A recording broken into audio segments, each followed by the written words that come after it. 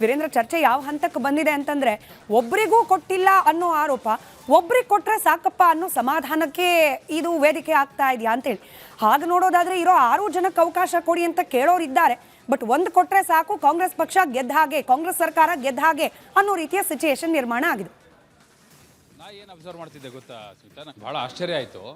ಈಗ ಸುರ್ಜೇವಾಲಾ ಅವರು, D K Shivakumar ಅವರು, ಅವರ ಟೀಮ್ನ ಕುಣಿಗಲ್ ರಂಗನಾಥ್, ಎಚ್ ಸಿ ಬಾಲಕೃಷ್ಣ, ಚಲರಾಯಸ್ವಾಮಿ ಅವರೆಲ್ಲ ಯಾರ್ಯಾರಿಗೆ ಸಚಿವ ಸ್ಥಾನ ಸಿಕ್ಕಿಲ್ವಲ್ಲ ಅವ್ರ ಮನೆಗೆ ಹೋಗಿ ಸಮಾಧಾನ ಮಾಡ್ತಾ ಇದ್ದಾರೆ.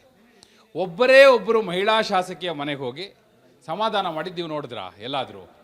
ಅಂದರೆ ಕೊನೆ ಪಕ್ಷ ಅವ್ರಿಗೆ ಸಚಿವ ಸ್ಥಾನ ವಂಚನೆ ಆಗಿದೆ ಅಂತಲೇ ಸಾಂತ್ವನ ಹೇಳಲಿಕ್ಕೂ ಕೂಡ ಅಂದ್ರೆ ಆ ಅರ್ಹತೆಯೂ ಇಲ್ದಂಗೆ ಆಗೋಯ್ತಾ ಅನ್ನೋ ಪ್ರಶ್ನೆ ನನ್ಗೆ ಕಾಡ್ತಾ ಇತ್ತು. ಹೌದು, ಮಾಡ್ತಿದ್ದೀನಿ ವೀರೇಂದ್ರ, ಬಟ್ ಗಟ್ಟಿ ಧ್ವನಿಯಲ್ಲಿ ನೀವು ಯಾರೆಲ್ಲರ ಹೆಸರು ಹೇಳಿದ್ರಲ್ಲ ಅಸಮಾಧಾನಗೊಂಡಿರುವವರು, ಅವ್ರು ಪ್ರಶ್ನೆ ಮಾಡಿದಷ್ಟೇ ಗಟ್ಟಿಯಾಗಿ ಒಂದ್ ಹಂತಕ್ಕೆ ನಾವು ಪಕ್ಷದ ವಿರುದ್ಧವಾಗೂ ಮಾತನಾಡ್ಲಿಕ್ಕೆ ಸಿದ್ಧ ಅನ್ನೋ ರೀತಿಯಲ್ಲಿ ಮಹಿಳೆಯರು ಕೂಡ ಅನ್ಫಾರ್ಚುನೇಟ್ಲಿ ಮಾತನಾಡ್ತಿಲ್ಲ.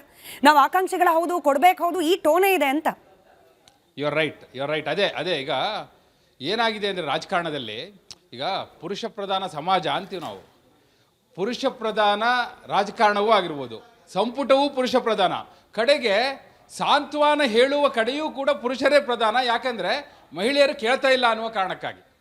ನೀವು ಹೇಳಿದಾಗೆ ಧ್ವನಿ ಹೇಳ್ತಾ ಇಲ್ಲ. ಇಡೀ ರಾಜ್ಯದಲ್ಲಿ ಒಬ್ಬರ ಪರ ಪ್ರತಿಭಟನೆ ನಡೀತಾ ಇದೆ. ಅದ್ಯಾರಂದರೆ ಲಕ್ಷ್ಮೀ ಹೆಬ್ಬಾಳ್ಕರ್ ಅಂತ ಹೇಳಿ. ಲಕ್ಷ್ಮೀ ಹೆಬ್ಬಾಳ್ಕರ್ ಬಿಟ್ಟು ಅವರ ಪರವಾಗಿ ಪ್ರತಿಭಟನೆ ನಡೀತಿರೋದು ಬಿಟ್ಟು ಮತ್ತು ಯಾರ ಪರವಾಗಿ ಪ್ರತಿಭಟನೆಯೂ ನೋಡ್ಲಿಕ್ಕೆ ಸಿಗ್ತಾ ಇಲ್ಲ. ಹೋಗಲಿ, ಯಾರಾದರೂ ಗಟ್ಟಿ ಧ್ವನಿಯಲ್ಲಿ ಕೇಳ್ತಾ ಇದ್ದಾರಾ? ಅದೂ ಇಲ್ಲ. ಮೊನ್ನೆ ಗಾಯತ್ರಿ ಶಾಂತೇಗೌಡರು ಮಾತನಾಡುವಾಗ ಅವ್ರು ಏನು ಹೇಳಬೇಕು ಅಂತಲೇ ಅವ್ರು ಗೊಂದಲಕ್ಕೊಳಗಾಗ್ಬಿಟ್ಟಿದ್ರು. ನಾವು ಮಾತಾಡಬೇಕಾ ಬೇಡವಾ ಅನ್ನುವ ಗೊಂದಲದಲ್ಲೇ ಇದ್ದರು. ಅವ್ರ ಕಿವಿಯಲ್ಲಿ ಯಾರೋ ಏನೋ ಹೇಳ್ಕೊಡ್ತಾ ಇದ್ರು, ಹೀಗೆ ಮಾತಾಡಿ ನೀವು ಅಂತ ಹೇಳಿ.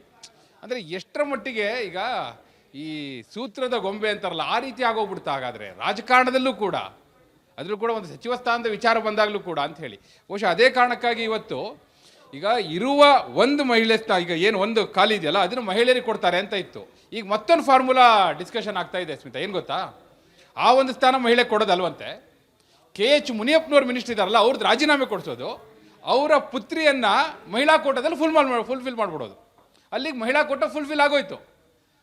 ಒಂದೇ ಸ್ಥಾನ, ಅದು ಕೂಡ ತಂದೆದು ರಾಜೀನಾಮೆ ಕೊಡಿಸಿ ಮಗಳಿಗೆ ಕೊಡೋದು. ಮಹಿಳೆಗೆ ಅಂತೇಳಿ ಈಗ ಗಾಯತ್ರಿ ಶಾಂತೇಗೌಡರಿಗೆ ತಡೆ ಹಿಡಿದು ನಿಲ್ಲಿಸಿದಾರಲ್ಲ, ಅದನ್ನು ಅಸಮಾಧಾನಿತರ ಪೈಕಿ ಒಬ್ರಿಗೆ ಕೊಡೋದು.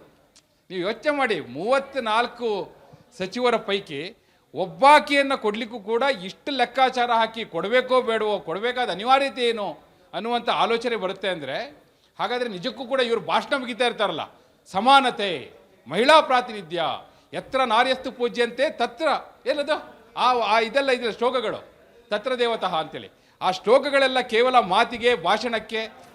ನೋಡಿ, ಎಲೆಕ್ಷನ್ ಬಂದಾಗ ಓಟ್ ಕೇಳಲಿಕ್ಕೆ ಮಾತ್ರ ಮಹಿಳಾ ಪ್ರಾತಿನಿಧ್ಯವ, ಓಟ್ ಕೇಳಲಿಕ್ಕೆ ಮಾತ್ರ ಸಮಾನತೆಯ, ಈ ಪ್ರಶ್ನೆ ಸಹಜವಾಗಿ ಕಾಡ್ಲಿಕ್ಕೆ ಶುರುವಾಗಿದೆ. ಯಾಕಂದರೆ ಈ ಬಾರಿ ಯಾರೂ ಕೂಡ ನಿರೀಕ್ಷೆ ಮಾಡಿರಲಿಲ್ಲ.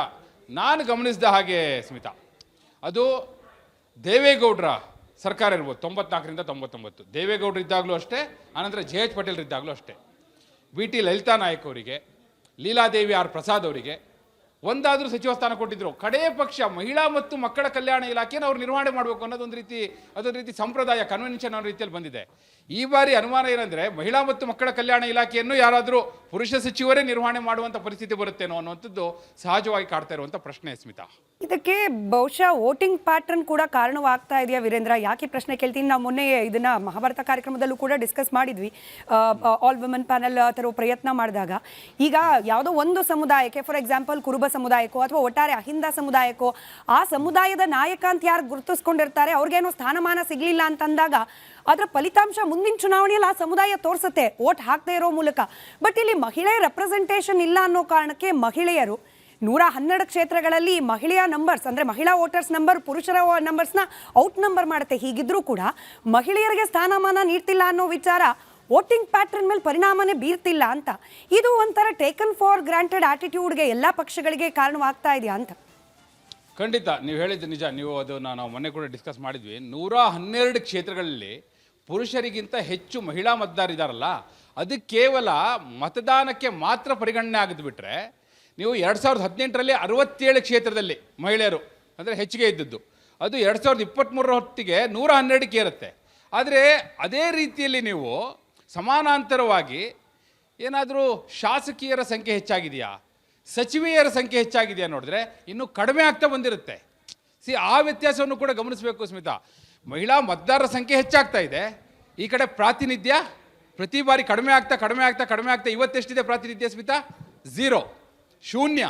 ಒಬ್ಬರಿಗೂ ಕೂಡ ಅವಕಾಶ ಇಲ್ಲ ಅಂತ ಹೇಳಿ ನೋಡಿ. ಕಳೆದ ಬಾರಿ ಮಹಿಳಾ ಮತದಾರರ ಮತ ಬೇಕು ಅನ್ನುವ ಕಾರಣಕ್ಕಾಗಿಯೇ ಅವರು ಶಕ್ತಿ ಯೋಜನೆಯನ್ನು ಘೋಷಣೆ ಮಾಡಿದ್ದು.